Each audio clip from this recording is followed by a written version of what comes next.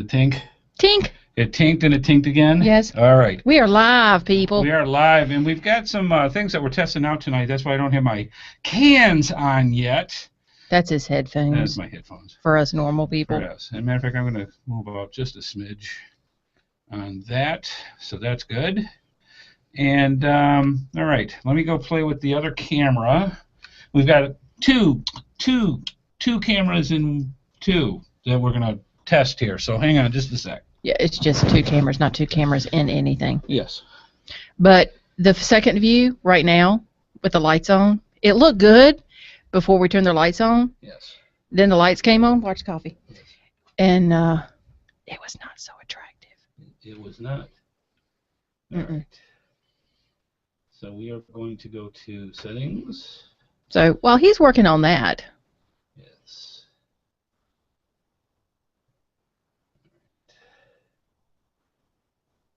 So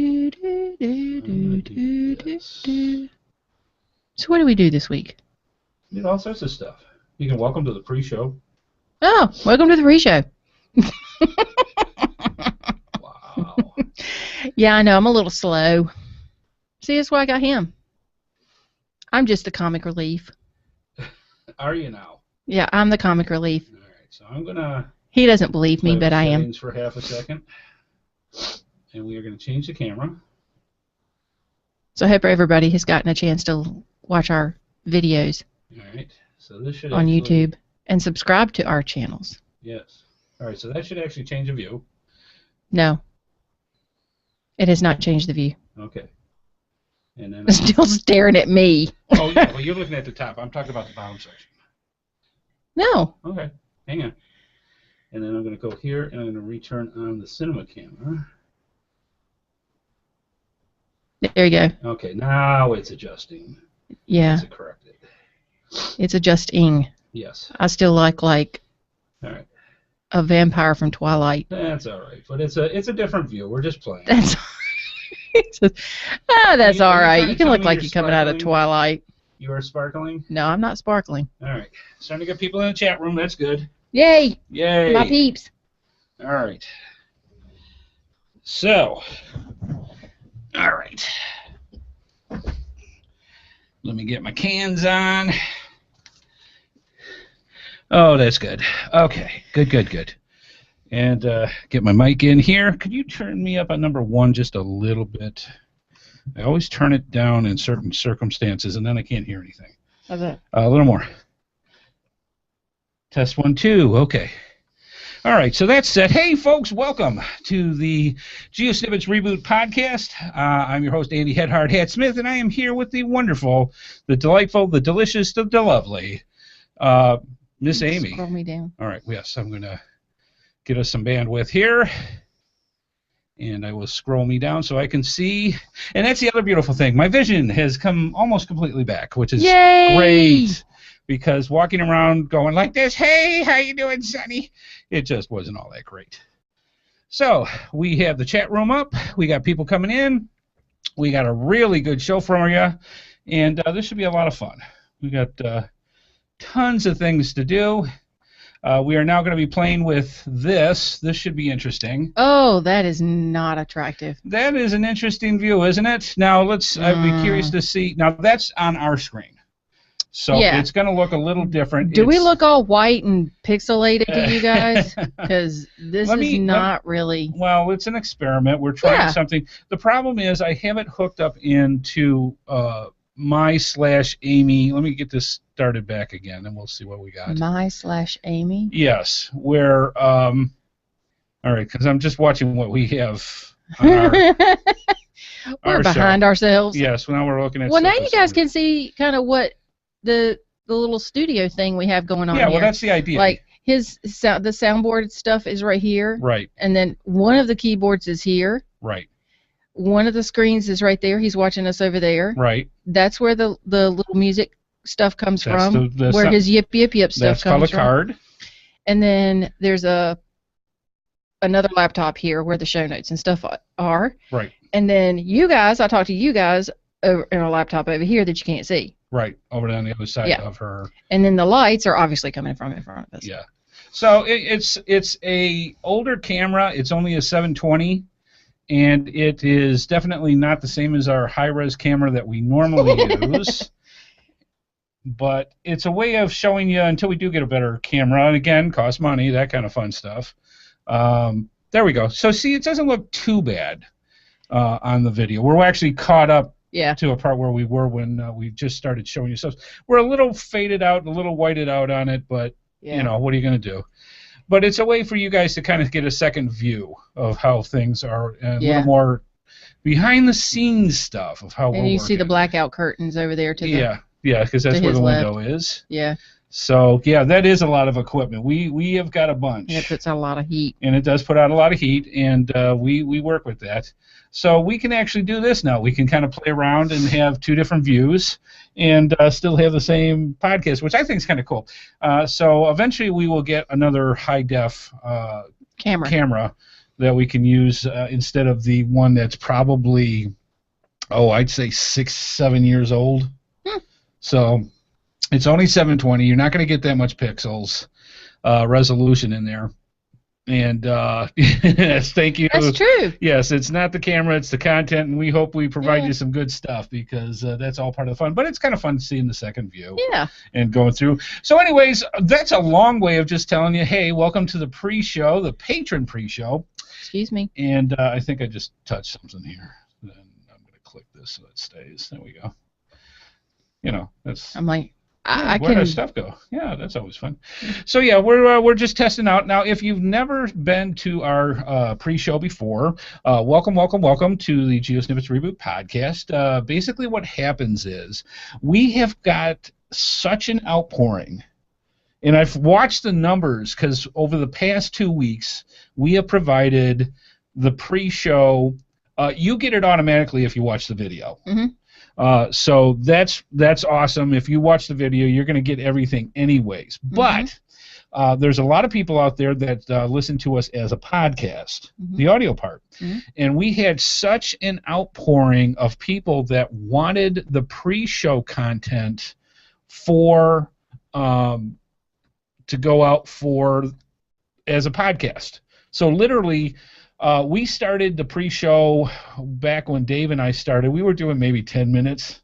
When we came on together, that went to 15, which went to 20. Well, you guys were doing up to 15. Yeah, we were. I mean, at the end, we were starting to do that. When he left. But so many people love getting all the behind-the-scenes stuff of everything that goes on behind with the show, what we have in our lives, all that fun stuff that we like talking about anyways that we don't necessarily bring up in the show.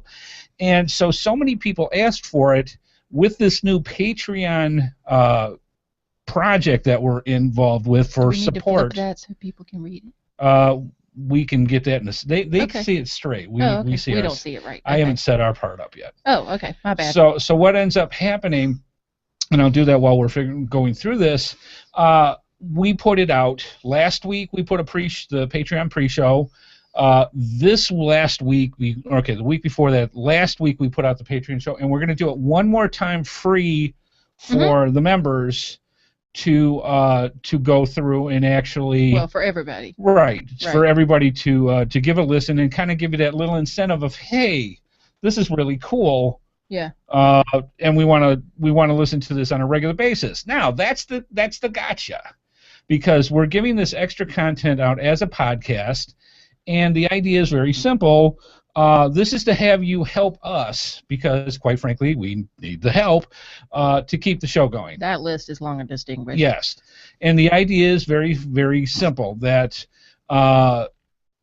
if you get into our Patreon program, and we'll go into this in detail, but basically, if you give $12 in donation, which is $1 a month, you get into our Patreon program, and you can receive every week the pre-show podcast. And the funny part is, I've been looking at the numbers. Last week, more people listened to the pre-show than they listened to the podcast. But it was equal in value. Now, the week before, more people listened to the podcast than the pre-show. Okay, so it's balancing. It vacillates. It's balancing. Basically, what it shows me is there is just as much of an interest of people watching or listening to the the pre-show than they do the podcast there's itself. An equal number of people who want to listen to us yammer on about nothing. Yeah, well, we're for Seinfeld. I mean, that's we'll do it. You know, I was honestly absolutely, that's very true. You know, this is something that I was going to bring up anyways.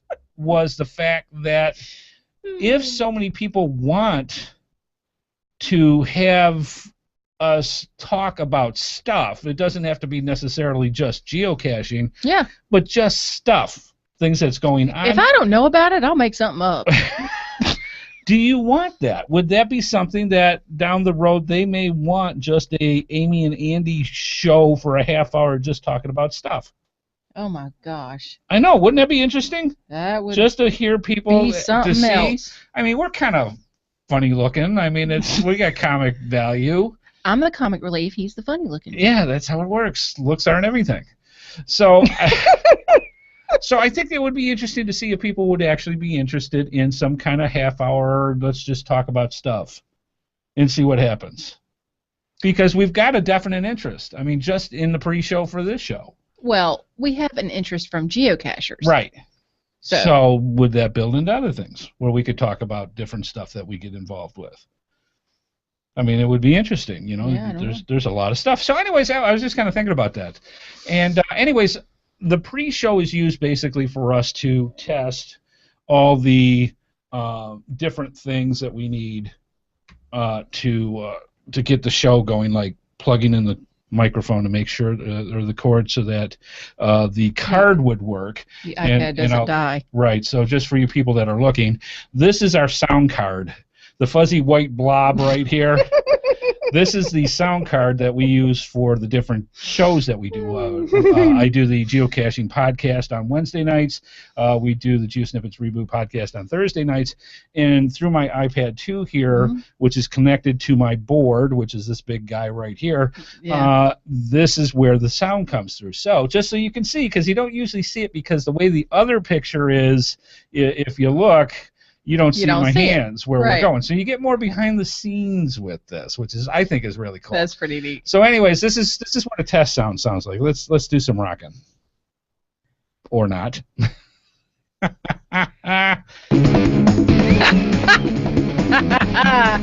have to unmute it.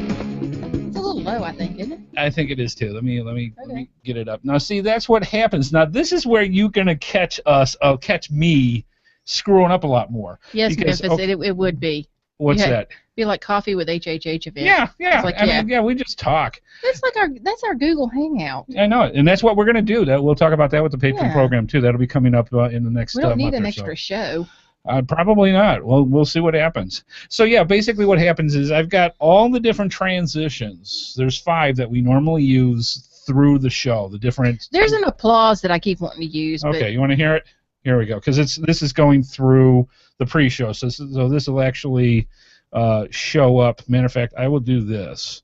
I will put this so that it actually goes to the sub, so it'll actually go to our sound. So this actually, I try to, when we record, which is this device right here, this is a Zoom device.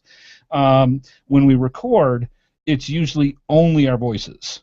Yes. So that way, when you listen to the video, it might be a little muffled because Google has, you're going through Google when we're doing the Hangouts. That way, when you listen to the podcast, our voices sound so much better and the music sounds so much better because we record it separately and I do producing afterwards. But the way I did this is I'm going to have it so the sound actually shows up in the recording, which we almost never do. But this is what applause. You want an applause or the air horn? Oh, not the applause. Okay, here we go. So, 1, 2, 3, applause.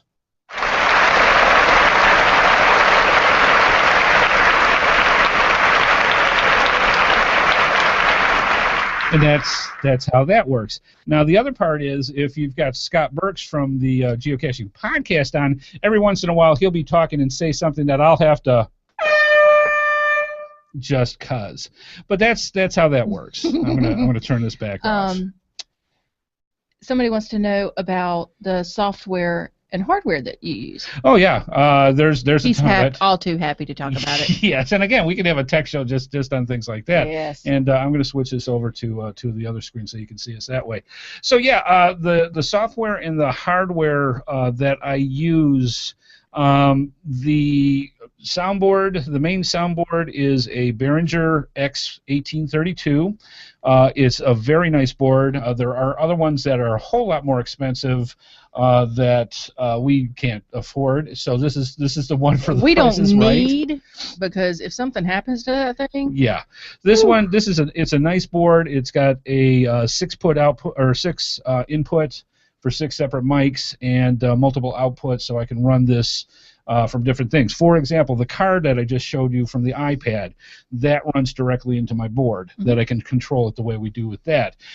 We have the main computer, which is underneath the table that we work, and that one is literally right under here. So that one is just your standard Windows. I want to get a Mac so bad because Windows has been giving me a pain for so many years with this. So we use a Windows box for that. That's the technical name for the computer. Yeah, so that's Windows. I actually want to get a Mac. Yes, and that's the way that works. The Zoom is a Zoom 300, or I'm sorry, an H4n. So that what happens is all the recordings that we do for our voices goes in through the board into there, so that gets recorded there. We have multiple computers. We've got the one underneath the table here. I've got my Alien laptop, which we run multiple things, including all my production, my post-production that I get. Which is really cool because he can actually cut out stuff. Yeah.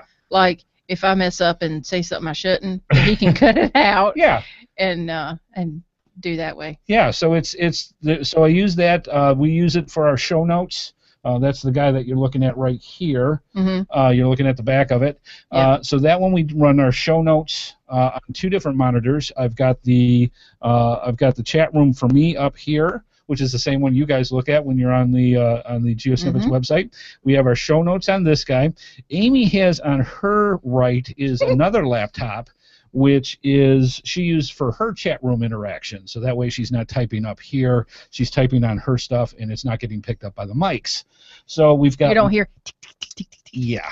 So we literally have, 3, sometimes 4 different computers. We have multiple tablets. I've got my iPad. I've got my Nexus 7 phone if we need it. Multiple hard drives. So people, when they ask, because somebody had brought that up, I think last week or so, they said, "Well, what do you need all the money for your equipment for?" This is why, and this is what I would consider a lower end equipment base for a podcast. If you start getting into some of the bigger ones that you can see, the equipment can run in the tens of thousands, if not more, when it comes to the equipment. We've got quite a bit here, and that's where when we say we need monies, okay, we've got multiple mics that we have that we run off of. We've got multiple cameras that we run off of. There is a ton of things going behind the scenes that needs to be done to do the show, produce the show, get it out into the hosting so you find folks can listen to it, and then go from there. So yeah, there's a lot of things that are involved with GeoSnippits and the Geocaching podcast and our vlogs. All that stuff is run through all this equipment. All our voiceovers, everything that we do, that's all done here in the GeoSnippits studios. So there you go. You got today for your Patron pre-show. You got a nice tour of some of the equipment that we use when we do the show. So, this is what we use. And again, this is a pittance compared to a lot of other podcasters that I know that work with their studios. But truth, this is really all we need. Yeah, I mean, this is what we need. This is all we're going to really want to do right now until better, bigger things come along, and that happens with progress. Yeah, and then we'll deal with that when it comes. Yeah. And that, again, that doesn't even include all the equipment we use when we go out. My gosh. Yes, I mean, it is like packing for geocaching vacation. I have 2 totes that I use just for the equipment, for the video equipment, the sound equipment. I've got a mini board that is also a Behringer. That's pretty cool. I'll get in that. That we use for doing portable stuff. So, I mean, there's just a lot of stuff that's involved with this, and you don't realize it until you actually have to go and do it. And so that's where all the fun stuff comes in. That's where all the quality comes in, and we hope you appreciate the effort and the cool stuff that gets into it. So, yeah, that's, again, another half hour, 30 minutes, 20 minutes or so. Gone. So we've got, let's see. With one question. With one question. And in a way, hey, what can I say? I like talking about what we do. So. And all the little toys you have. And the toys. It's fun. We like it. So, yeah. Okay. So, anyways, what the pre-show is to get all the equipment set up and ready and tested so that when we actually do the show, everything works hopefully as well as it can to actually go from there. So I'm going to just check one other thing. You guys can't see this. That's awesome, Rick. What's that? He took a survival pack out today. Awesome. Yeah, we curious to see how that went, because it had a lot of goodies in it. It did have a lot of cool stuff in it. All right. So what I'm doing in the background, and you guys don't even know it because you can't see our screen, is I have this thing called core temp, and what it does is it measures the amount of heat that the computer that I'm using to do our stuff through the Hangout, through Google, all that fun stuff, and how hot it's getting, because we had an issue yesterday when I was doing the geocaching podcast, and I literally had my computer on all day today and had not a single problem, and also the core temperature stayed right where it's supposed to be. It's nice and cool right now. It's not getting overheated, even with all the stuff that we've got going on, so that makes me happy to see that it's working like it's supposed to, because I don't want to see things go bad. So good stuff. All right, we've got 8:28 on the old clock. We got about 2 more minutes. Time for you to get your favorite libation. Libation? That's like a libation, only cooler. Really? Yeah, that's what I'm going with. Well, I got my Snoopy's cup. All right, good stuff. So get your favorite libation, your favorite snacks, get your favorite seat going, get us up on the big screen or your little screen, whatever works. Yeah, not over the equipment, honey. Yes, Snoopy's our favorite hangout. Man, if you want hot dogs, they should give us a promo for that. Basically, Snoopy's is a small hot dog chain that's in the Raleigh area. I don't think it's much bigger than that. And it's got the best double cheeseburgers and the best hot dogs on the entire planet. And depending on how you eat your hot dog, the way that it's done here down south is you have your reds, which are those type of hot dogs. Oh, yeah, your bright leaf. You got to have your bright leaves because it's made here. It's bright leaf. Bright leaf? Yeah, all right. Bright leaf. It's bright leaf, even though it's spelled B-R-I-T-E. It's bright leaf. Actually, it's B-R-I-G-H. Is it? Yeah. Okay. It's still bright. So either way, broadleaf. Anyways, with your broadleaf hot dogs, you have to have your chili and onions. You have to have your mustard and ketchup. And you have to have, in my particular case, I don't do this. On top of the chili, you got to have slaw. My family does that. Oh, my goodness. I just don't do that. I put slaw on my barbecue sandwiches, though. Right. I mean, you got to do that. Yeah. But I don't put slaw on my hot dogs. Yep. So yeah, that's all the fun, all the goodness, and now we've given you something to think about to go get something to eat because we're gonna be hungry too. Anyways, good stuff. 8:30, time to get going. Any final things, dear? Okay. No. All right. Well, that's good. All right, let me get the custom. Rick did. Yes. Maintenance. Okay. Wow. Oh, with the survival bag. Yeah, with the bag on a cache he found. Oh, that's awesome. Yeah.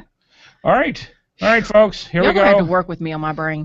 She had a cup and a half of coffee so far. Woohoo! Yay! So she starts jabbering and vibrating. We'll know what's going on. All right, folks. The geocaching insights of the GeoSnippits Reboot podcast is coming at you right about now. As soon as I push the other button over here when I get a mouse where I can see it. See, I bet you they're wondering what's going on the back screen with stuff like Not that. A whole lot right now. You want to see? This is me panicking. Here you go. This is me working, trying to get things going without having... This is what it looks like behind the other side. Me panicking. Here's the screen. All right, let's do it for real. Thank you. The GeoSnippits Reboot podcast is a proud member of the Tech Podcast Network. If it's tech, it's here.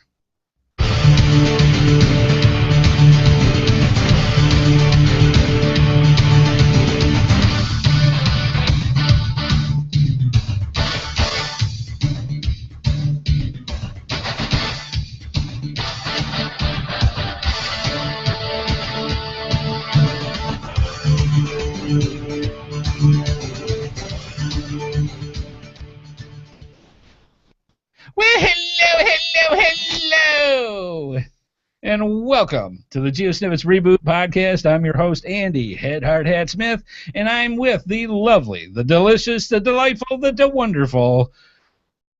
I have more D's, but I'm going to leave it right there. Yes, wife Amy, a.k.a. the HeadHardHatress. We were doing things behind the scenes. We dance, we do fun stuff. That's all part of the fun, and that's one of the beauties. I know y'all wish you were here. Of being able to have the second monitor on here, even though it's low resolution.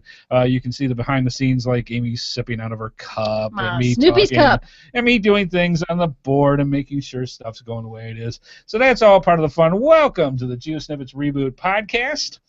Let's see, it is June 5th, 2014, and in the next hour or so, both co-host Amy, the HeadHardHatress, and I will bring you some interesting information and tidbits about the game, the sport, yes, the obsession, known as geocaching. And boy, I'll tell you what, we got a little bit of geocaching in, or at least I did this week. Amy was up to her elbows in schoolwork. Matter of fact, you just finished your class, correct? Yes. All right. Rick said to tell you that they're going to get a few of DeBear's caches tomorrow. Oh, awesome. Yeah, now tomorrow they're going for it. Okay, that's cool. Yes. Awesome. But yeah. Yeah, I actually finished my class, and I have had the week off. Right. From school. But I decided I didn't want to do anything this week. Well, you've been. I have been working myself to death. Yes. With school. Between school, work, and volunteer stuff, and our friend who was in the hospital, and I said, you know what? I'm going to sit down and read a magazine. Yeah, no doubt. So that's what I've been doing. I've been doing nothing. I've been watching some TV, which has been very odd, watching some wrestling. Yep.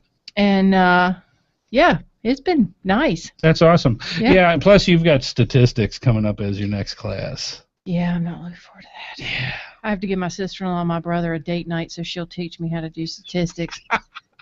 Oh, too much fun. I love it. To watch my nephew. I'm telling you. So that's what's been going on with Amy. And for me, I've had several things going on. One of the assignments that we had for the geocaching podcast over the past week, we had a lot of talk about some rumblings and grumblings about the intro cache for geocaching.com's app for iOS and for Android, and we wanted to see if we could duplicate some of these things that were coming out where people are saying they were having issues. And I'm not going to go into the details here, but I was able to go out and find some geocaches. Matter of fact, I need another alias because I wanted to test that. Oh, you did tell me about that. Yeah, and I made another alias, and I called it Pollywog. Yeah, but you spelled it W-A-U-G. Right. It was, well, yeah, because I'm sure it's like Wog or something. Yeah, so it's the more southern version of Wog. So yeah, so I thought it was cute, and actually, I thought it was neat because I got right through my first guess of getting the name, because normally you got to go through Pollywog 146. To go that way, so it was kind of cool, and we got to test it out. If you get a chance, go check out the geocaching podcast for this last week, and check out our reviews on not only the free intro app for geocaching.com, but also some alternative applications that you might want to give a try as well. I didn't review anything. No, so that was that part. I reviewed my magazine. That's it. The second thing that I ended up doing. I'm so glad I'm here. I had another call, as I ignore. I got another call during the week, and it was from Don Bain, who is the gadget professor on Tech Podcasts. Tech Podcast is the guy that we go through and say, if it's tech, it's here. That's the Tech Podcast Network. And Don is one of the top leads in the Tech Podcast Network. And he gave me a call in the early evening and said, "Hey, Andy, how's it going?" Now, I know Don for several years now. And he said, "Could you do me a big favor? We've had several people ask about geocaching. Would you mind coming on the show and just doing a 15-minute overview about geocaching in of itself?" And I said, "Sure, Don. What day do you want to do it?" He said, "How about in about 10 minutes?" And I went, "Oh, that's fun." And so, yeah, no problem. So literally I did this impromptu hook-in with the Gadget Professor, and that should be coming out live probably sometime in the next week or so. And I'll put out all the links. And it's a video cast and also a podcast, so you'll be able to hear me talk about our favorite game, sport, and obsession. So that was a lot of fun.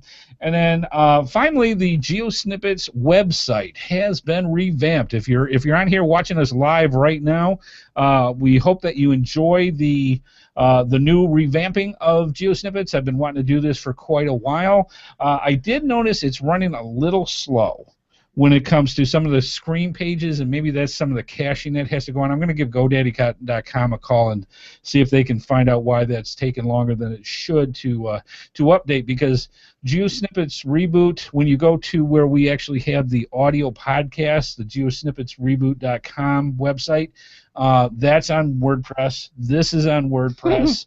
Geocaching podcast that I do is on WordPress, and HeadHard Productions are all done on WordPress. So it's just it's a nice, crisper look to the site, and you can do a lot more. And we'd like to know your feedback. Let us know what you think about the website, and if there's other features that you want to see on there that we may not have, let us know. And there's actually a contact form by clicking on the Contact Us, or going through our social networks, and let us know what you think. We've already had a question about that. Okay. Is there any way to put the video and the chat room side by side? It's not with close? WordPress. Basically what happens is you kind of have a central column that you have to go through and go that way. So unfortunately, we're kind of stuck when it comes to that, because I've been wanting to do that too.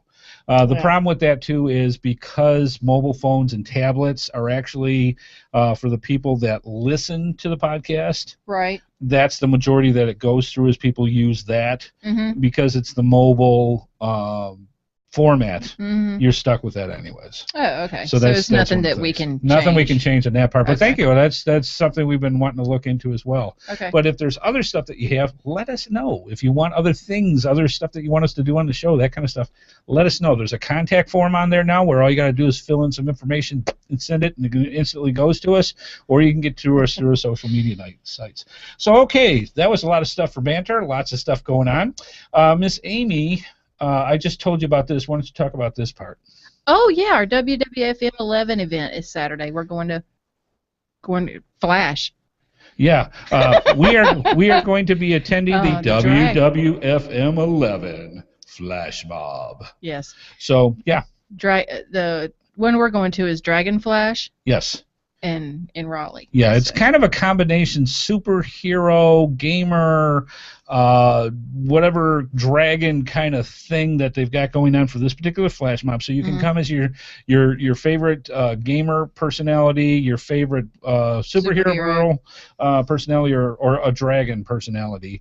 And we are going to be meeting up in Raleigh and having fun. And the GC code for that is GC54W26. So we're going to be there on Saturday. Don't be late, because 15 minutes and you're done. All right, so good stuff. And you might be saying to yourself, you say, how can I get into this? Yeah, I've been listening to the podcast. I want to see the live video. I want to be able to participate in the worldwide chat room that they have with geocachers from all around the planet. I want to get into this stuff. They give away free stuff like tonight. And how do you do that? Well, it's simple. to watch the live feed and join us in the chat room by going to www.geosnippets.com on Thursdays at 8:30 p.m. Eastern Time. We also have all of our social media links. Again, now there's some different stuff that's in here. When you come to the GeoSnippets website, you can click on the GS Reboot podcast. That'll get you to the live viewing room. It's at the top. It's at the top. If you click on the social network links, you will see all the social network links and the emails and everything from the show to Amy to myself that you can contact us that way now. So that has its own section. And finally, we have our voicemail line where you can call in your questions, your comments, or suggestions by calling 919-341-9519. Or if you go to the GeoSnippets website, on the right side of the page is the Send Voicemail tab. All you have to do is click on there, on your smartphone, on your tablet, on your computer if you have a microphone, and you get up to 3 minutes to talk to us and tell us anything you want to know about the show, comments, adventures you've been on, anything that deals with geocaching, and if deemed so, we will put you on the show and share it with the rest of the geocaching universe. So I think that's really, really cool. We've had several. And we got a lot. We get quite a bit of feedback when it comes to things like that. And the cool thing about it is, for our friends that are international, the Send Voicemail tab is absolutely free. And you don't have to worry. You don't have to worry about those charges on the phones and all that fun stuff. So that's all part of that. So we ask you, please give that a try. Okay. And tonight we actually do have some viewer feedback. We got a bunch, actually. Well, you only wrote down one for me. That's why we're going to do the rest on this. Go ahead and do that first. Brent Smith requested a shout-out for HNAG, Great Norfolk Travel Bug Race. Canada launch. Okay, I'm like, can launch. Yeah, this is launch a can. This is cool. Now I have to do a special. I have to do a special shout out to Brent Smith, because Brent is probably one of our largest voices when it comes to Twitter for the show. He puts out a call for every geocaching podcast that we do, for every GeoSnippits Reboot podcast we do. Anytime we've got things out for vlogs, Brent is the first person usually out there sending the word about our stuff. So I want to personally say a thank you to Brent for all the efforts that he does. It does not go unnoticed, and we greatly, greatly appreciate it, because we love, the only way other people are going to find out about us is by you guys spreading the word. Yeah, word of mouth. So I was very, very happy to talk about this particular thing. So basically there is a travel bug race that is being done, and the code for that, could you read that code, because I can just barely see it. It is GC55W6N as in Nancy. Right. And basically what happens with this will give you some of the information that you can go to that has everything about the Great Norfolk to Norfolk Travel Bug Race, and this is the Canadian launch. And basically what happens is... Wow, that's a cool website. Yeah, they've got this is all the stuff that they have on the web page. The idea is you're going to have a travel bug race between Norfolk, UK, and Norfolk, Ontario, Canada. And the race will start on June 21st, 2014. And you got to get all the details as far as getting your travel bugs where they need to be to get this going. And there's another website, and we will put this in the show notes, that you can go to, that also has all the information on here, and it is awesome. That's cool. It's really got all the information you need. We'll have it in your show notes. Again, the Great Norfolk to Norfolk Travel Bug Race, the Canadian launch information is all here. And Brent, I am so glad to be able to put this out for you in that particular case. And we wish the best for all of them and all the travel bug racers. The other thing that we have in here that I wanted to talk about real quick is Memphis Mafia sent us some information. And this was so we'll put this in the show notes as well. But basically what it is, it's Colorado Geo Art. Now this bit of geo art, and I'm going to pull my glasses down so I can see this better, is absolutely phenomenal. And this is the scoop. It's not a power trail, but you are working in an area that is 60 by 60 square miles. All right, this is the size of what this geo art is done. The geo art has a total of 953 puzzles, 16 letterboxes, 2 Wherigos, and 34 traditional caches. This is not to be done in a day, and is probably impossible in that time frame. One cool statistic about this big, with the GeoArt, it's bigger than Rhode Island. That part of it.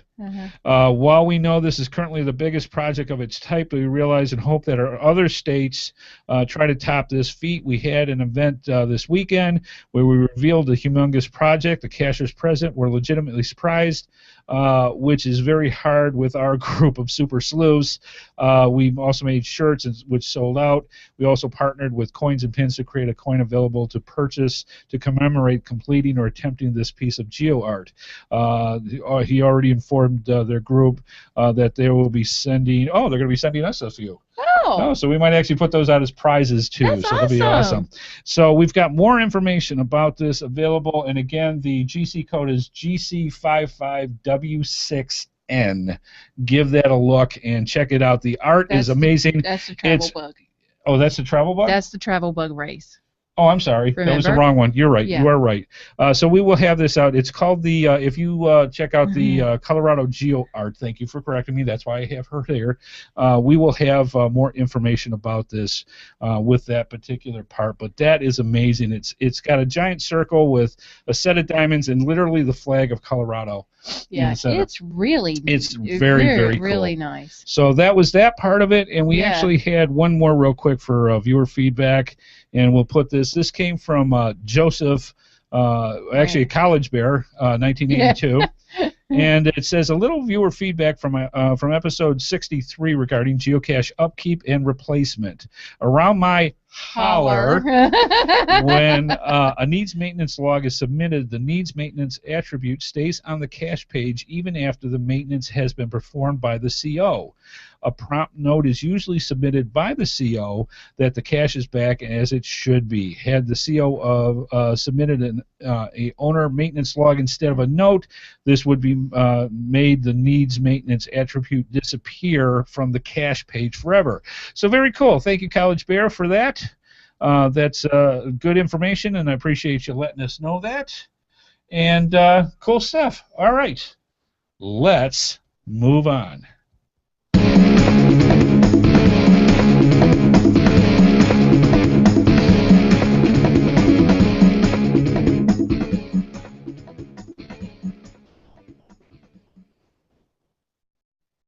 Memphis Mafia actually just told us the GC code for the GeoArt for Colorado, and it's GC5280D. Yes. He So put it in the chat room. So awesome. I just That's kind of great. copied it down. That's great. Thank you for putting that in there. Okay, tonight's episode is brought to you in part by cache-advance.com. For all your geocaching needs, cache-advance.com. Go find it. And also by coinsandpins.com, the best place to get custom coins, geocoins, lapel pins, and patches made. Go through our GeoSnippits links and use the promo code HeadHardHat for a 10% discount. The poker chip geocoins are a new coin that coinsandpins.com now has available. And FYI for our listeners, you can sign up for our newsletter, and theirs too, to get notified of when new coins and patches are available for sale. Absolutely. We don't have a newsletter. No, but we do podcasts. Yeah. That's all part of the fun. We're very thankful to all of our sponsors, and if you want to see more of their products, be sure to go to our GeoSnippits websites and simply click on their logos. Not only do you get great deals, but it helps our program as well. Yeah. Oh my gosh. English. It's a good thing. Oh my God. Moving on.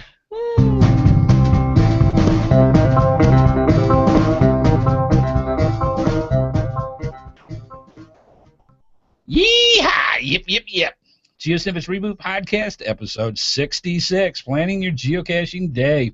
You know, there is so many different ways over time that planning to go out geocaching has changed, and I thought it would be kind of cool to go over some of the stuff from the recent past and how things are done this way. And the idea is to kind of help other people that are listening to the podcast kind of go down memory lane and remember how things were when they were geocaching and how to prepare for them now. and how some things have changed and how some things, well, quite frankly, never change. Mm-hmm. So one of the things that when I was on the Gadget Professor a couple of nights ago, we were discussing geocaching in general, and I noticed how the host, which is Don Bain, really loved the idea of real-time geocaching. In other words, being able to go anywhere you're at, pull out an app on your smartphone, and be able to pull any geocaches that are in the area, and then go find them. This sparked a thought about how things have changed over the years when it comes to planning your geocaching day.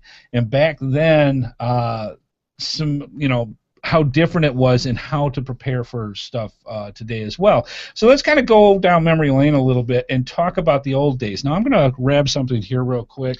Well, while you're doing that, yes. I want to say hello to somebody. Go ahead.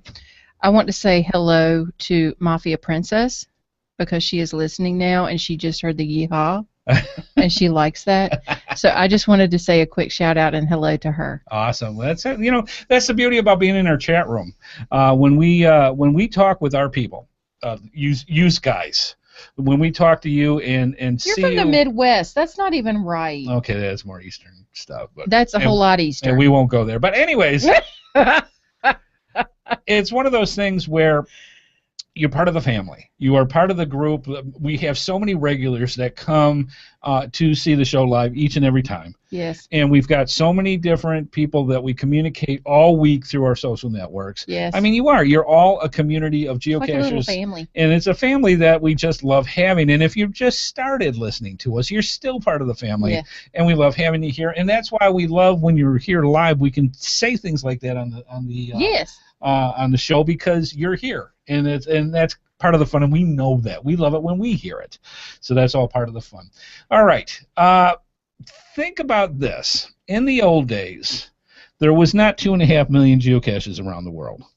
No, but I want to say this before you get even started. Mm-hmm. She's freaking out. That's awesome. You and I, when we do go geocaching out together, we do that.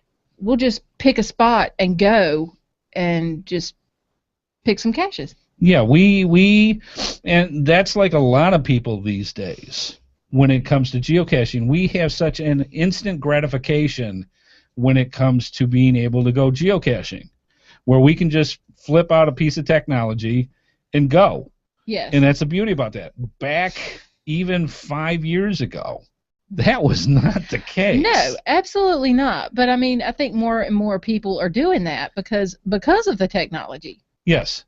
You know what I mean? Yes. Right. Okay, go ahead. And so that's all part of the fun with that. Absolutely. Now let me tell you some differences. Nowadays, I know a lot of first to find hounds.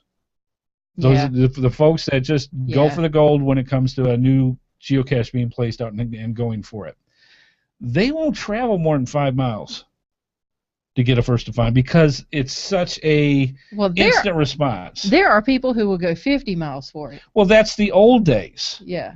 There weren't that many. There's some people who will do that now. Well, yeah, but it has to be in the right area because in 50 miles somebody's going to find it when you get there. That's true, too. I mean, in certain areas when you go for geocaches, geocaches are found within minutes. Yes. Like minute. Yeah, even if it's like 5 miles away. Yeah. I'm like, I'm not even going to go. Yeah. In the old days, there weren't that many geocaches around. Right. And if you had a first to find, it's like, it's only 50 miles.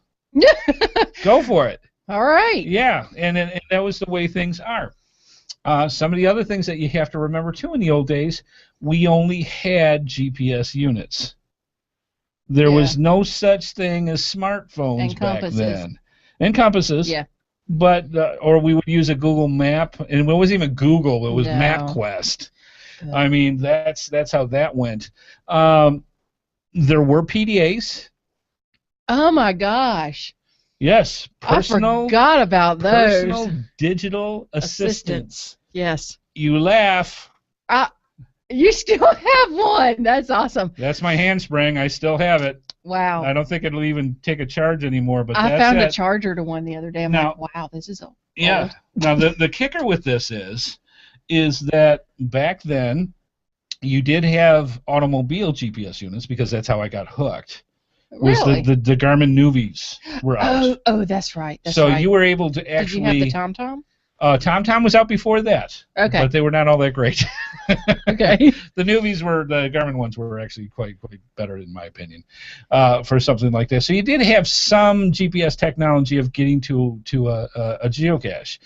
Now the other part was there was no such thing as here's your smartphone, pull out all the information you need, and go. You had to print out every geocaching page individually with the maps.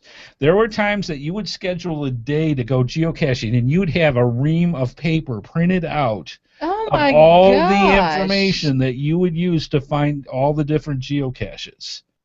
Okay? So this made it interesting and also took a lot of prep work to go find geocaches. I did a little bit of digging. See what this is? This is my original logbook that has all the different pages of probably the first 200 geocaches I ever found, handwritten. All the travel bugs, all the different things that I went, all the interesting notes. Everything was written down in this guy right here. So when I pass away, this is going up to the HeadHardHat Museum, I'm just saying. So... right next to the tombstone, we'll have a gift shop. You'll see. Gift shop. Yeah, it'll be great. So, everything. Y'all got to visit his grave when he passes away because it's there will be a trackable. travel bug. Yeah, the gravestone will be. We've already discussed this. We will have a travel bug on the gravestone. Anyway, so the gift shop and the museum will be right there. There were paper logs. You had to print out the maps, everything that you needed to go. The auto GPS unit at least got you to the individual geocaches a little quicker than having to follow the maps manually and going that way. College bear said caching before smartphones took some dedication. Yes, big time. Big time. And we used applications to load the GPS units because back then, geocaching.com, you could put, I think, one page, maybe 20 geocaches at a time and load them in. It wasn't all that great. It's a lot better now, obviously. But the idea was you had to manually put the information in if you didn't have an application.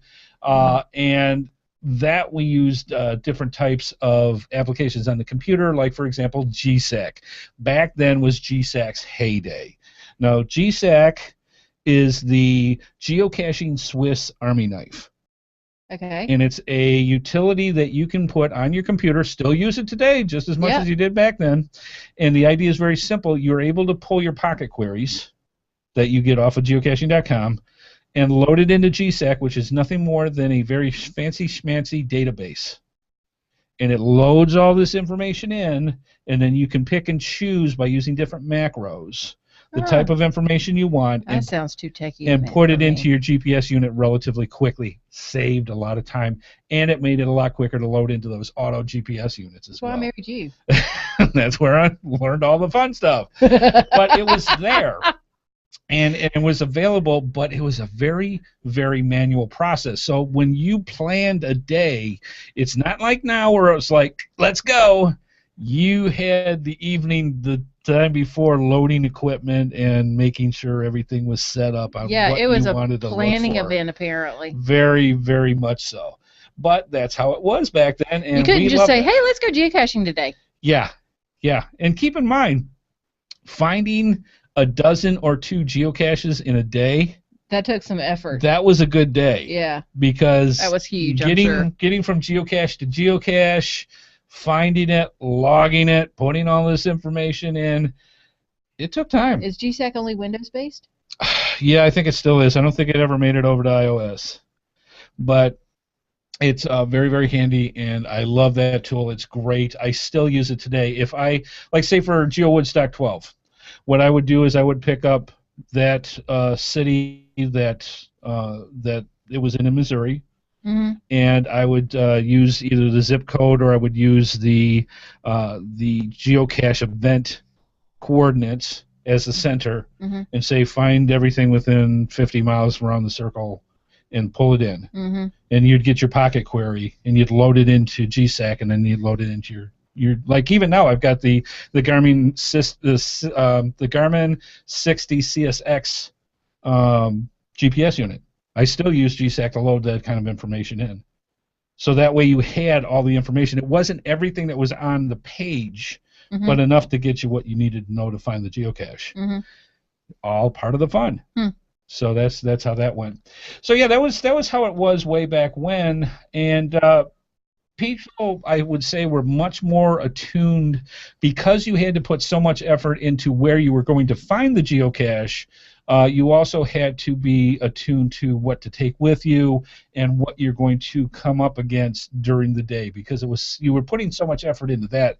You might as well put a lot of effort into the rest of it. So that's how it was way back when. Even 5 years ago, it was like that. Nowadays, we've got spontaneous geocaching. You know, we sit there and literally go, hey, let's go do some geocaching. Well, where are you at? We're here. There's no such thing of when you had on your GPS units, when you loaded them, you had the area that you were planning on going geocaching. Right. If you were out of that area, you were out of luck because those geocaches weren't on the GPS unit. Right. So now you can be literally anywhere, say, give me the closest geocaches to me where I'm at right now. Poof, the information's there. Or you can actually set up the area and say, hey, how many geocaches are there? Is it even worth going? Yes, exactly. You know. And there's so many different ways that you can do it now with all the different applications where it's literally, you know, you can pull out a map instantly and see what they call clusters of the geocaches. Right. And then go that way. I mean, it's amazing how much you can go through and get the information no matter where you're at. Yeah. And like they were saying, the lunch break is a great. Oh, it's awesome for that. Great way for. Yeah, it's like, okay, I'm going to the conference, and I'm going to be there today, and I've got a lunch break, and I need to see if there's any geocaches. Yes. Or my wife's going shopping for the next 20 minutes to a half hour, and I am going to be bored out of my mind. I need a geocache. It works great. I'm just kind of Christmas shopping. Christmas shopping. All that fun stuff. And you know, that's how it is. It's that the way you go. It's instantaneous. It's great. So nowadays the preparation is a lot different, I think, than the way it was. There really is no prep. It almost isn't. It depends on what you want to accomplish. Right. I mean, you think, okay, we're going to be out for the day. All right, we'll grab some bars and some water, and we're going. And away you go. Yeah. I mean, a lot of that's pretty times, much it. Depending on what you want to accomplish before, and it happens now too, but people set goals and they want to do certain things when it comes to geocaching, and you want to achieve that goal. So sometimes, you might not hit the drive-thrus as fast. You might bring your own stuff to go through that. So there's a little bit of preparation that's involved. But the rest of it is, you know, it's like, I don't care where I go anymore. I can't get lost anymore. I can go to whatever area I need to go, and I can get back home without even thinking about it. Go. So it does open a lot of possibilities now to, you know, I wasn't going to go into this particular area before because I didn't know, you know, I'm not comfortable traveling and I don't want to get lost, which is the main factor why a lot of people don't go to certain places. Now with GPS units, go. Have fun and go that way. So it opens up a lot of different possibilities for you. The men are telling you there's always almost always a geocache at the mall. Yes. Amen to that, because that comes very handy. Anyway, so yeah, that's a lot of good stuff. Let's see what's going to go on. Yeah, part of the day geocaching trip. So let's say, for example, like we do, we'll say, okay, we're going to just pick a place and we're going to go for a few hours. That's literally what we do. That's the majority of how we do a lot of our geocaching, and I think a lot of other geocachers do the same thing. It's like, I can't do a whole day trip, but I can do a couple hours.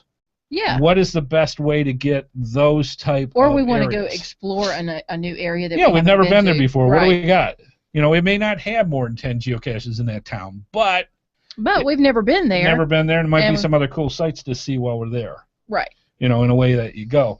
So there is time where you need to prepare a little bit more. Some form of the planning of the geocaching area is good, so it's still wise to get onto geocaching.com, check out the area that you might be going to. It only takes a couple of minutes, and you kind of get an idea, okay, there's 150 geocaches there, we're set, let's go. And go that way. If you want something that's more specific that you're looking for, like say for example, I really want to find some earth caches today. You're going to have to do a little more digging instead of taking a chance that you're going to go someplace that doesn't have those types. So there's preparation that you have with that. GSAC, there is so much information that you can download now with so many different pocket queries that you have. You can literally almost download, and I've heard of people doing this, you can almost download the entire state that you're in and just put it in GSAC and then and go. for little states like Delaware, Rhode Island. There's a lot of geocaches in some of those places. Yeah, but, I mean, you can download all of them, and if you're going to be there for a while, then you can do that. Yeah. And away you go, and it's great. A lot of people still use GSAC. They'll bring their laptop, and they'll have GSAC on their laptop with all the information. And the cool thing with that is, if you do have your GPS units that you bring with you, because let's face it, there are times where you're going to go geocaching that you don't want to take your smartphone because of the terrain that you're in. That maybe that you want to go through and take your actual heavy-duty GPS unit with you.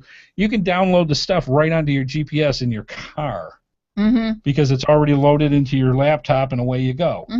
So that information is available as well. So there are certain circumstances where you still kind of have to use the old philosophies of getting information where you need it, but planning your day definitely helps, and it will make it a lot more successful when it comes to you need with that. Now, what is some of the type of things? Now, I did a thing probably about 4 years ago on my blog about what geocachers eat when they go geocaching. Right. What is the number one thing that deals with food and libations that you absolutely should take with you? Oh, water. Yes, hydration is huge. If you ever listen to, I forget the episode that we have, I think it's somewhere in the 20s, late 20s, for GeoSnippits Reboot podcast. We had Jamie Davis on the I remember that one. And Jamie is a good friend of mine, and it is literally one of the best, if not the best, in my humble opinion, first aid discussions done about geocaching. Well, I've had doctors tell me that, because I've asked, if I'm out and I'm going to rehydrate, because yes, at one point in my life I was going to the gym regularly, said, what about the sports drinks? And they said, nope, too much sugar, too much salt, too much, just drink water. It's the best for you. So, well, one of the things that not that the sports drinks are bad. Yeah, but it's better. Yes, water, plain and simple. And I believe that was something that Jamie had talked about as well. But if you get a chance, check out that episode in GeoSnippits Reboot podcast. I think it's around 26, 27, and listen. That's one of the best. It's really good. One of the best first aid ones. And one of the things that we had brought up, because this happened to DeBear and I, was that we were out geocaching. We ended up walking a lot further than we anticipated, which always happens when you go geocaching. We were very, very thirsty. It was very, very hot out, and the water in the car was warm. When was this? This was actually before I met you. Oh, okay. And so we were in. Here's this warm water. We had no other alternative around us, whatever. And we're like, that can't be good. The water's actually kind of, it's not hot, but it's not cool. No, it's not. And when you're that heated, it's actually better for you. Well, not better, but when it's that warm, could that possibly be not a benefit for you when you are that dehydrated? And Jamie said right off the bat, any liquid is better than no liquid. So granted, you're not going to get the cooling effect from having cold or cooler water. it's going to hydrate you, and that's the whole point of something like that. And I say better, but it's not. If it's hot, then you're not cooling yourself. No, but you're hydrating. But you're hydrating yourself. That's what your body needs more than the cooling. Right. It will cool yourself naturally after it gets the liquid. Yeah. So it's not the best, but it's better than not. But it's better than nothing. Yeah, so that's how I go. So again, check out that episode, especially if you want to learn a lot. We went over a ton of stuff with first aid, really, really too, from the simple stuff to the more complex stuff and what you should and should not do. And I highly recommend that you check that out. So anyways, so water was definitely one of the things that you want to check. Mm-hmm. The type of snacks. Anything that's like power bars, your granola stuff, anything that's going to give you protein nuts are really good. Is very, very beneficial to stuff like that. I've heard cheeseburgers are wonderful. They do taste good, but they are terrible for... Okay, they're not good for the fat content and all the rest of it, but sometimes you just got to have a cheeseburger. All I'm saying. So the idea is... have food with you, have snacks with you, have different things that you can have that's going to give you protein. If you're using stuff like fruit or high citrus, high sugars, that's going to give you that instant power feel, and it's going to slump off just as quick as you got it. Granola really is a better. Yeah, if you can do the protein stuff, that's going to give you that nice slow burn that's going to keep you going without giving you that jolt spike of it and then just having it drop off. You got the carbs for the energy and the protein for the... Right. Yeah. So different type of foods and that you can go in. Again, if you go to my blog, Geocache, I'm Not Obsessed, right? You can check out that particular blog post, and it's on the right-hand side, and what geocachers love to eat when they go geocaching.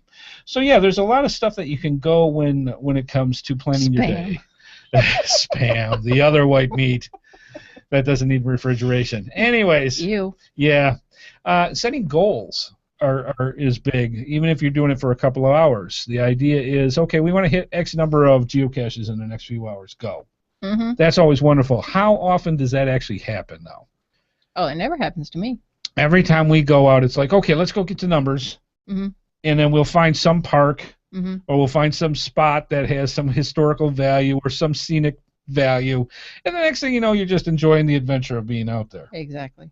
And suddenly it's that's what happens to me. Yeah, it's one of those ones where the numbers just don't seem that important anymore when you go into that. Some people love it. Some people not so much. All right. Finally, whole geocaching day trips. Some of the things that you want to consider when you're actually going out for the entire day. You're leaving 6 o'clock in the morning. You're not coming home till 10 o'clock at night. What do you do for cases like that? Well, the idea is the same as in the old days. You plan where you're going, which is a good idea to have a successful day. I was going to say that's usually good anyway. Yeah. Now, some of the things that you want to do if there's a lot of travel involved, you want to plan routes. And you can do that through pocket queries, where you can go through and say, I'm going to go from point A to point B. I'm going to be using these roads. Find me geocaches along this route that are a half mile away from the freeway.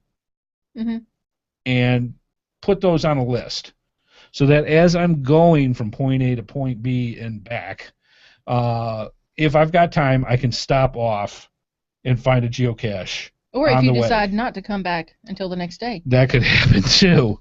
That very, very much can happen. But the kicker with that is figure out what you're going to do. Because what will happen is a road trip, and I'm sure a lot of people, we talked about it on Geocaching Podcast, a lot of people screaming road trip. Yeah, had a 5-hour drive getting to Geo Woodstock, which took 12 hours to get there.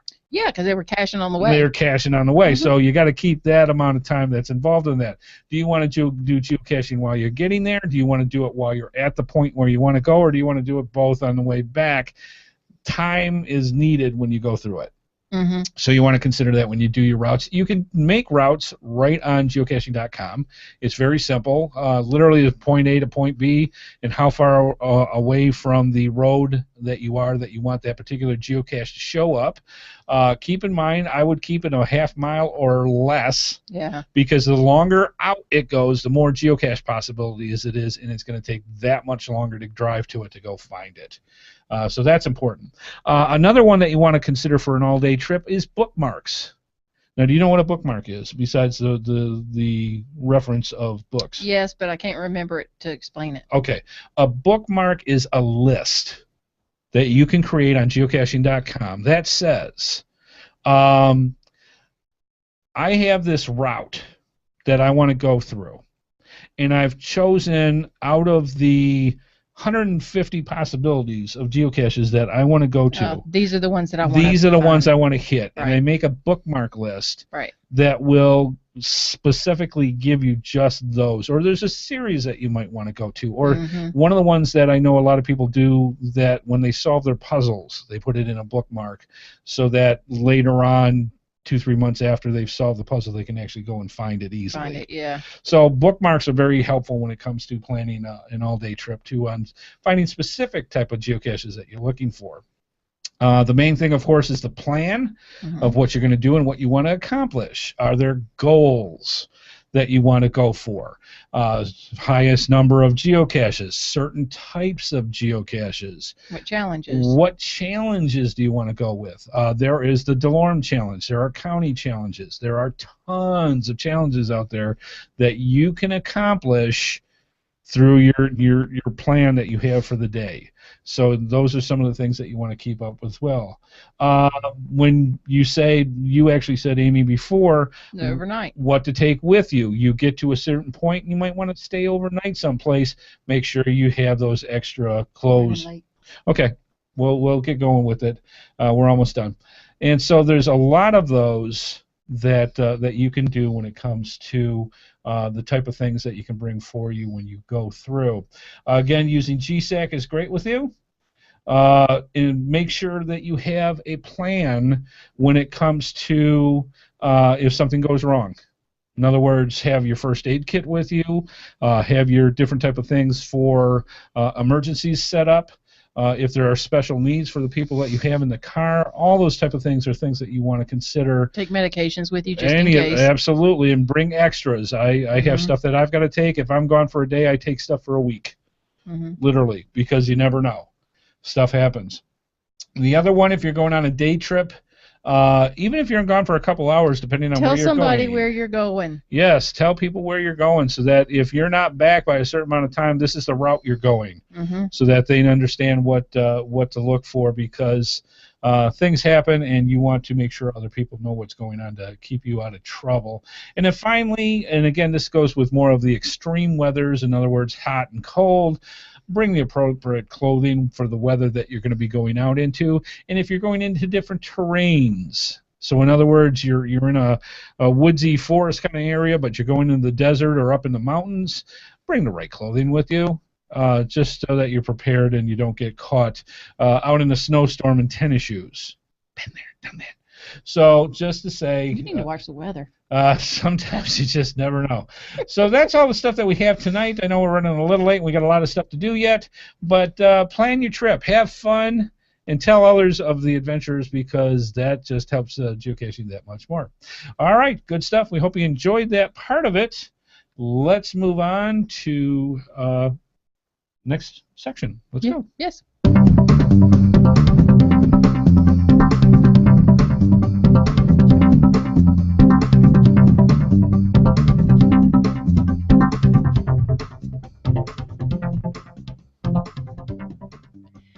Your support helps keep all of the GeoSnippits Reboot shows running along. Please consider making a PayPal donation through the link on our website to support our efforts and your ongoing entertainment.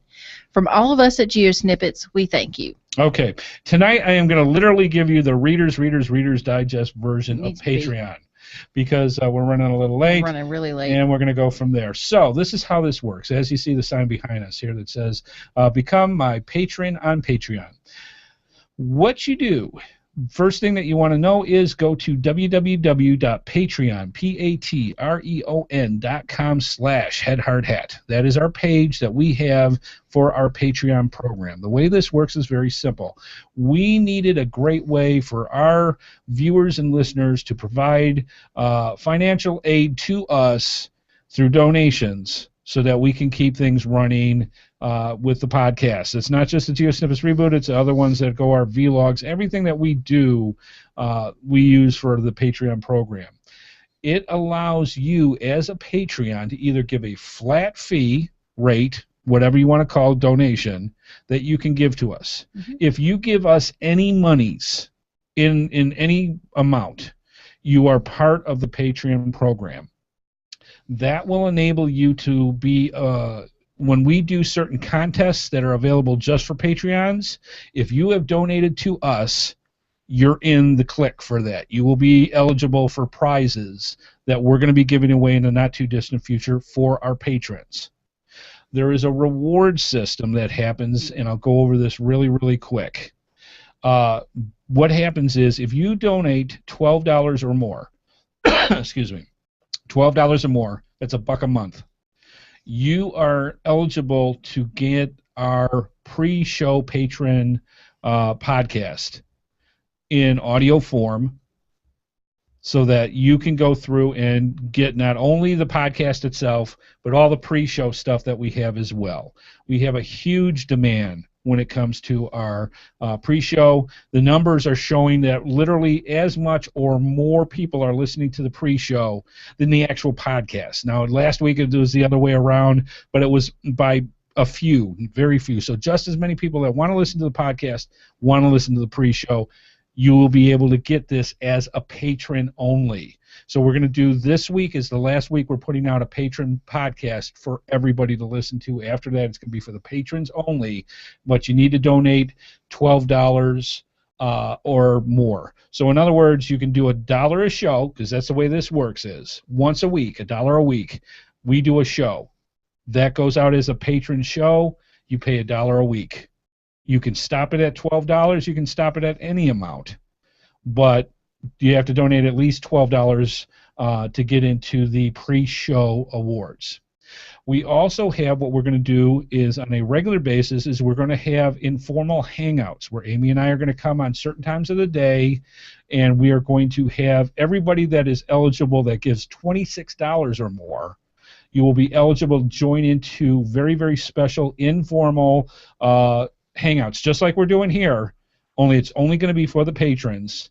And what will happen is if whatever the total amount of patrons that are eligible for the hangouts, we'll pick 9 people out of a hat, and they can come on the show with us, well, on the hangout with us. Yeah, it's not really a show. It's more like coffee with us. Or yeah, it's like coffee with whatever. us. So what will happen is you'll see the show like it is right here.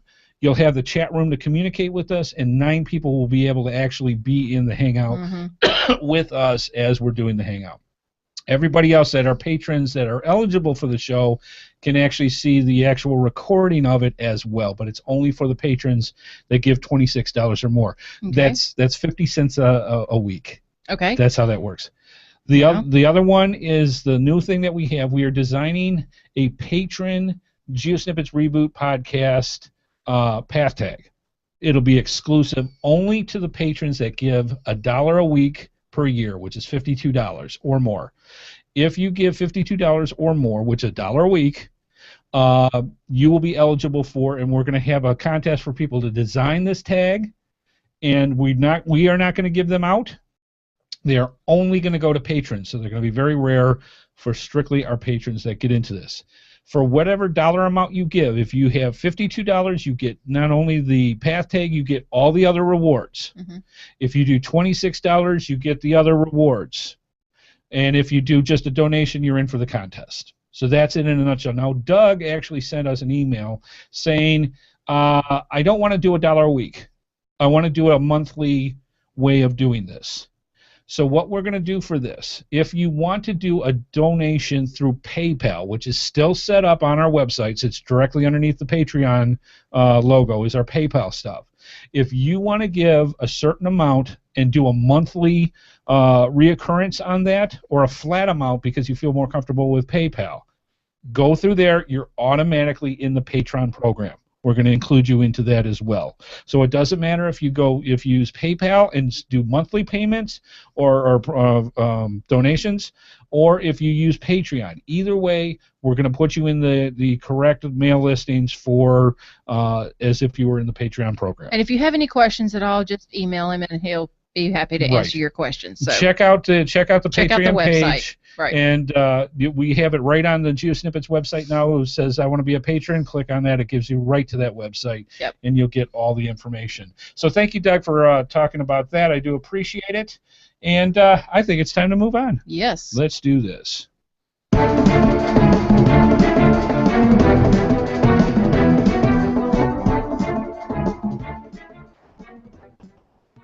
All right, time for one of my favorite parts of the show, the GeoSnippits Geocaching Cache Stash. So let me explain what this is. It's very simple.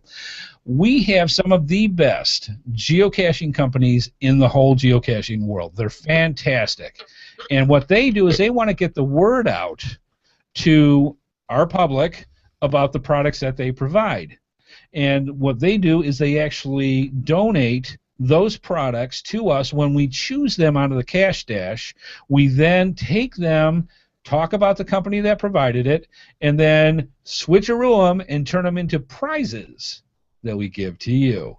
And that's done every week in the Geocaching Cache Stash, and we've got so much good stuff that we've been doing that it's just been phenomenal, and everybody wants to get into it. Well, right now it's really special. Right now it's very, very special. So, Amy, why don't we do for last week, episode 65, what's the prize? So, coinsandpins.com, everybody knows this week is the last week for WWFM11 GeoCoin. Right, and this is the last one we're giving away from the drawing from last week, episode 65's question. Mm-hmm. The question was the WWFM11 GeoCoin has a number of Swarovski crystal gemstones. That's hard for a Southerner girl to say. How many crystals is actually on the GeoCoin? And the answer is 5. That's right. There are 5 Swarovski crystals on the brand new WWFM11 GeoCoin. So, yeah, it's really cool. So what we end up doing is we get all the emails from everybody, and we pull out the ones that have the correct answers each week. We also have a random number generator. The random number generator is a number that goes from 1 to the total number of correct answers of which that we use. And so, Amy, why don't you go through? Yeah, I knew you were going to do that. Yep, she's going to flip the magic. Oh, good. The magic GeoCoin. It's pretty, isn't it? They Right. got theirs. Oh, awesome. All right. Uh-oh. Where'd it go? I don't know. It's on your side. One moment, please. She dropped the magic GeoCoin. I think that's 7 years bad luck, if I'm not mistaken. And I'm sinking. Okay. So while she's doing that, I'm going to explain. And we got it on video, too. I love it. For real? So the way this works is we have got the random number generator that goes from 1 to the total number of correct answers. When Amy actually does get the GeoCoin and flips it, and she's going to get either heads or tails. So, Tails. Okay, it's tails. So she's going to go through that, and what that means is we are going to count from 1 to what the random number that came up on the random number generator, and find out who our winner is. So let's do that. So here is what we have, and it's tails, so I got to count. I can hear you now. Okay, I can count from the bottom. I hope I don't sink And again. let's see what we've got. It's embarrassing.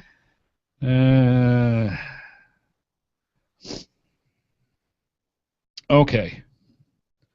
Let's see. Oh, interesting. Okay. The winner is Let me see. George Blay, and Fuzz was. I love that. That's perfect. Fuzz was, a.k.a. George Blay, is the winner of the hang on. Oh, jeez. WWFM Flash Mob GeoCoin. Congratulations, George. You are our winner. We got it marked. We got you set up in here. I'm going to try to get the GeoCoin out tomorrow. And also and I don't want to spoil it, for the other winner that we have for tonight only. All right, congratulations to George. Excuse me as I get a cough here. All right, so this is how this works. You say to yourself, hey, this is pretty cool. We've got all these prizes. How do I get into this? How do I get into prizes so that I can win all these cool goodies? Well, it's very simple. As I take a swig because of my cough. Very professional here. All you have to do is you have to send in correct answers. The one that we have now, it will be 12 noon next Wednesday, which is what? I have to check it. I don't know. So next Wednesday is the 11th, 2014, and you send in to an email to, and I'm going to put this up on our bottom third, gsreboot@gmail.com, subject Q1, and I know on the bottom third it says episode 65. You want to actually put episode 66 for tonight's question. Wow. Yes. And that's how that works. All correct answers will be put in a drawing. Some weeks for the people in the chat room and the live viewing stream, we have a second prize, like tonight. As promised, we are giving away the last WWFM11 GeoCoin, and I promised we were going to do it live, so that's what we're going to be doing. Oh, man, I got to flip the coin again? No, not this time. Oh, whew. So did you actually find the other one? Okay. What do you mean? The coin that dropped, you actued found it. Yeah, I found it. I flipped it again. All right. So this is the last look. It was a double flip. Does that count? So here we go. That's what they wanted to know. This is the WWFM11, the last time you're going to see it ever on our show. That's what we're going to give away to somebody live. Away? Away. We're going to give it away live, right? He's now English. Or Australian. I don't know. It'll work. So how do we do this? Well, it's very, very simple. Quickly, because we're out of time.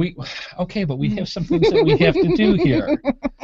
We're going to give the coin live, but first we got to do question 66 for tonight. Oh, yes. So let's do that first. What's the prize? gxproxy.com, a torch flashlight. Yes. Right here we have from gxproxy.com. It's a very nice torch flashlight. It's heavy duty and a great thing to have in your geocaching They're LED, pack. Aren't they? This particular one is, yes.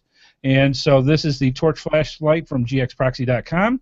Why don't we go over a question for tonight for episode 66? Okay.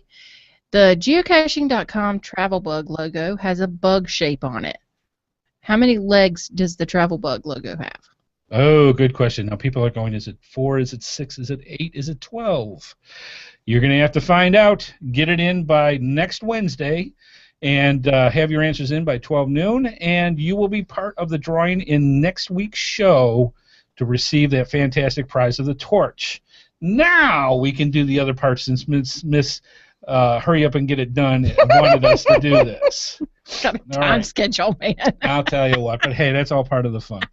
All right.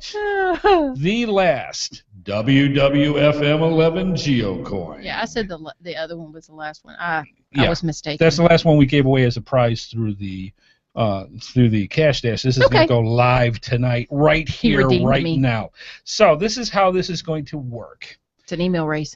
It's an email race. Thank you, Amy. So what you need to do is this. Get your computer ready. Get your email stuff set up. You want to send your email to gsreboot@gmail.com. Again, gsreboot@gmail.com. In the subject line, you're going to put email race. All right. In the subject line, you're going to put email race. Make sure in your body you have some character that's in there. It doesn't matter what it is. The idea is it doesn't go when you try to send it and it says, you don't have anything in your comment. Do you want to have something in there? Yeah, that'll slow you down. That'll slow you down. So make sure you put something like your geocaching alias, whatever you want to put in. I'm going to give you a couple of seconds here to get everything ready. So gsreboot@gmail.com, subject line email race. And then I love Amy in the body I love or something. HeadHardHat in the body. Doesn't matter. Also doesn't give extra points, but I like it. No, just it doesn't give points. Okay, so while they're getting that ready, don't send it yet. Nope, not don't yet. Send it right because we're going to cross out anybody that sends it early. We'll tell you when. Amy, why don't we wrap this up? I'm going to hit the little button over here, and we'll finish the show, and then we'll find out who wins. Okay. You know what? Why don't we go ahead and have them, when I say at the right part, have them go, and then we can wrap up so we have people set up. So, get ready. Well, our video is slower than... All right, it's going to give a few seconds, but this is how it goes. All right. Here we go. Ready, set, go. Send those emails. Go, go, go. Send them out. gsreboot@gmail.com. Email race in the subject line. I love HeadHardHat. Amy's okay in the body. Something. Anything. Send them out. We're gonna pick them out after we finish the show right now. Amy's okay. Let's wrap it up. Here we go.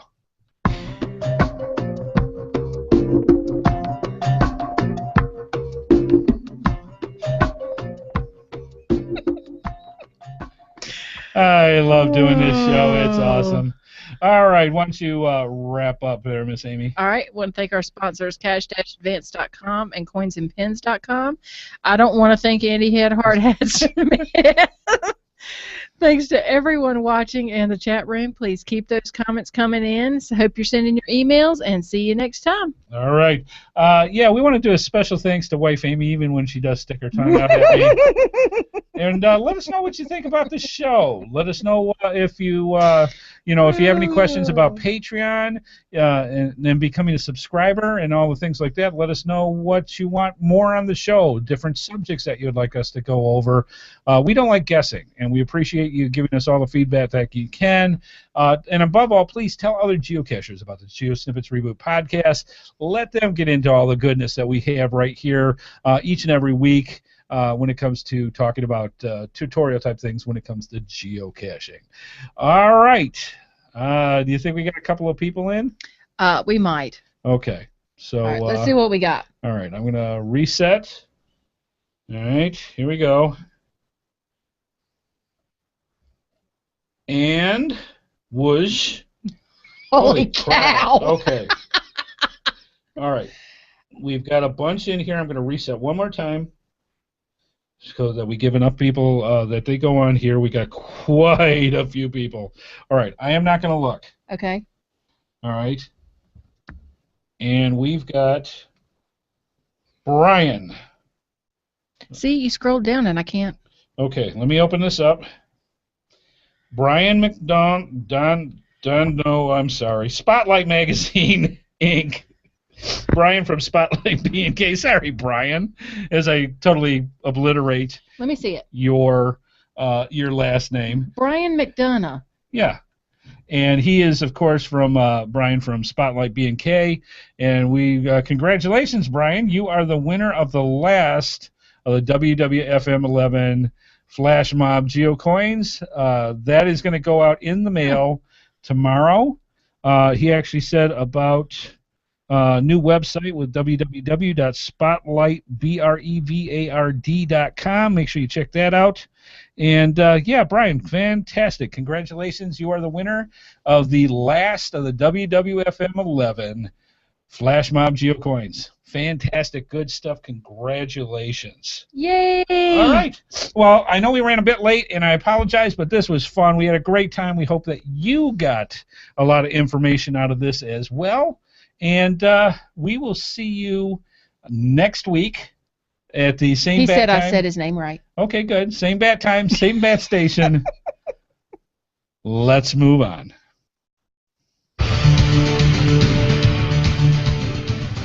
Please be sure to join us each and every Thursday at 8:30 p.m. Eastern Time for another episode of the GeoSnippits Reboot podcast, right here on the GeoSnippits website of www.geosnippits.com.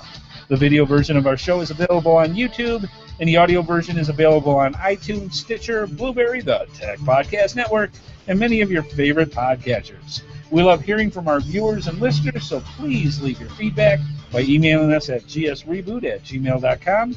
Visit us through our social media sites or contact us via our voicemail line at 919-341-9519 or use our website Send Voicemail tab. GeoSnippits Reboot is a HeadHardHat production and is produced by Amy and Andy Smith. The show is copyright 2014 by Andrew T. Smith. All rights reserved.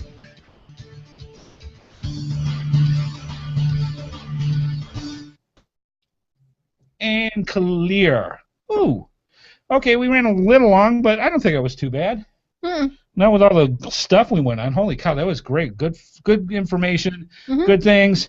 Please consider us for your Patreons program. We really, really appreciate it, and literally helps keep the lights on when it comes to the show. We hope you enjoyed all the information that we had for tonight's episode.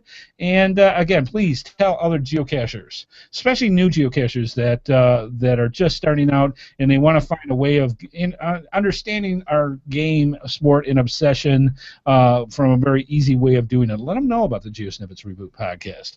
And we appreciate it. We appreciate you every week. We love having everybody come in on the chat room, on the live feed, and all the things that you do. Thank you again so much, and we will see you next week. We're going to be ending the podcast now. Have a great week, a safe week, and we'll see you then. Bye-bye.